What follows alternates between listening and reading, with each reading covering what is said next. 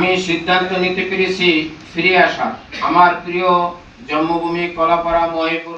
হঠাৎ নির্বাচনী আসন বদলের ঘোষণা দিয়ে নতুন করে আলোচনার জন্ম দিলেন ইসলামী আন্দোলনের প্রার্থী মুফতি হাবিবুর রহমান। পটুয়াখালী ১ আসন থেকে নির্বাচন করার জন্য কেন্দ্রীয়ভাবে তার নাম ঘোষণা করা হয়েছিল। ভোটের মাঠে প্রচারের চেষ্টাও করেছিলেন তিনি। অথচ ৮ ডিসেম্বর সংবাদ সম্মেলন ডেকে জানিয়ে দিলেন তিনি পটুয়াখালী ১ নয়, পটুয়াখালী ৪ আসন থেকে নির্বাচনে প্রতিদ্বন্দ্বিতা করতে চান। বিগত ৩০ বছর দলীয় দায়িত্ব ২০০০ সাল থেকে গত পর্যন্ত ইসলামী আন্দোলন বাংলাদেশ কলাপাড়া উপজেলার সভাপতির দায়িত্ব পালন করি।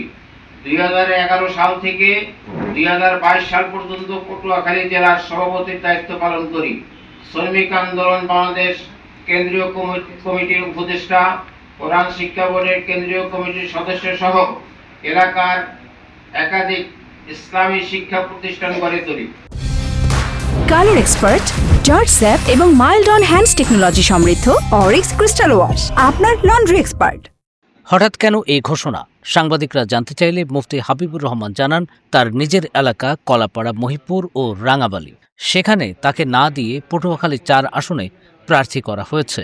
নিজের এলাকা ছেড়ে যেতে তার হৃদয়ের রক্তনালী ছিঁড়ে গেছে, তাই তিনি পটুয়াখালী ৪ আসন থেকে প্রার্থিতা প্রত্যাহার করে নিলেন।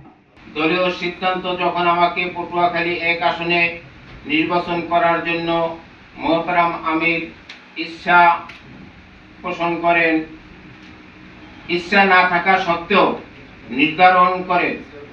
আপনারা জানেন, এ কারণে আমি প্রচণ্ড অসুস্থ হয়ে পড়ি এবং স্ট্রোক করি। আমি বুঝতে পেরেছি এই অঞ্চল ছেড়ে যাওয়ায় ছিঁড়ে গেছে আমার হৃদয়ের রক্তনালী। ইসলামী আন্দোলন থেকে তাকে যদি পটুয়াখালী ৪ আসনটি দেওয়া না হয়, তাহলে তিনি কি স্বতন্ত্র প্রার্থী হবেন?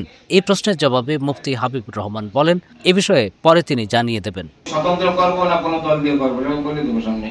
সংবাদ সম্মেলনে আসার আগে শতাধিক মোটরসাইকেল নিয়ে কলাপাড়া পৌর শহরে শোডাউন করেন মুফতি হাবিবুর রহমান।